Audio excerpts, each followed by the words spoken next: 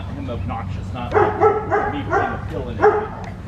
So, whoosh, and you'll see it one more time.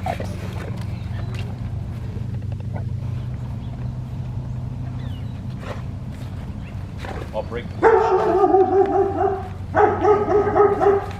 Click, position, pay me.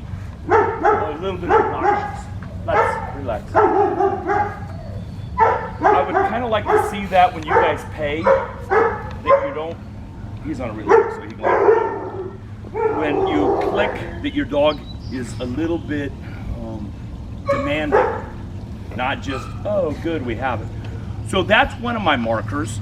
My other marker on the middle of a food would be click and release for toy.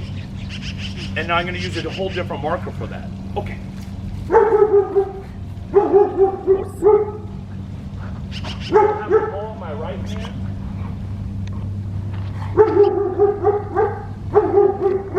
Easy, buddy. Spin behind me.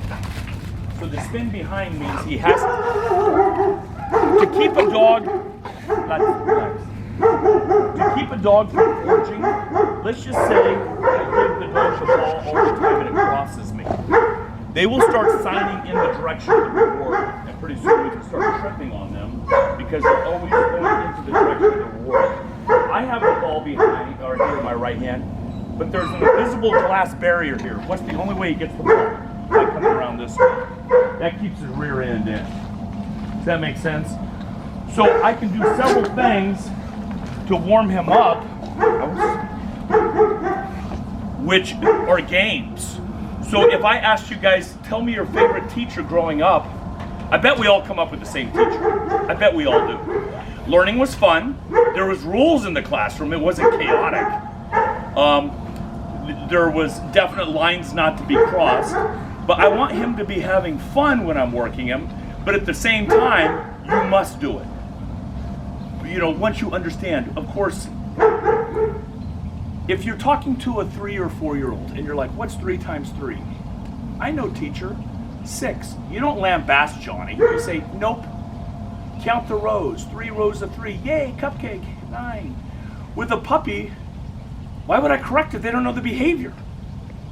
But if he knows the behavior, he better. So if I say his name, because he's looking around. No. I was going to. Slayer. You see how I said his name a certain way? And I don't know if you saw him go a little bit down. That's the name recognition I was talking about.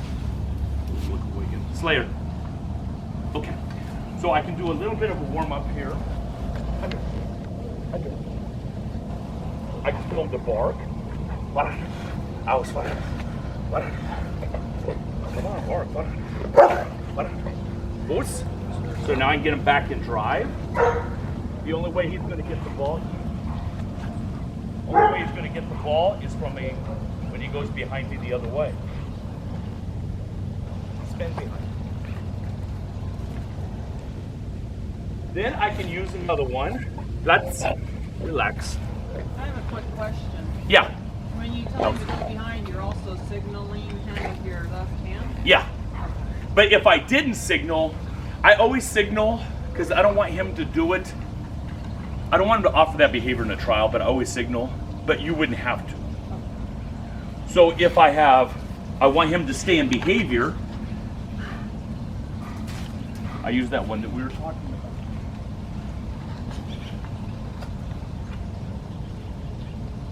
Food.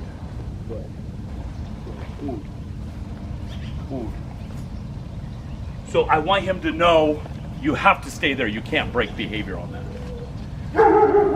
Any questions on that? So that's kind of what I want to see.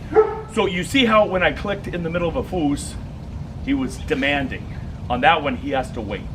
He can't just he can't break position. That's called click and stay in position versus click and break position. Questions? All right. But the foos is the most important part by far in all of Schutzen. In obedience, I'm talking. Why is the foos so important? The plots is a 10-point exercise, right? But it's broken down. It's 5 and 5. It's 5 for the foos, that we call it the buildup, and the execution of plots. and the back 5 are the front, you know, the recall front finish. So every time you have maybe not a correct foos, you're encroaching on those 10. So it's not just it's 15 for the foos. It's the foos for the sit, it's the foos for the plot, it's the foos for the stay. The dumbbells can be a little bit more relaxed on the foos. I've seen dogs still get 4 points even though they're not. No questions? All right, group.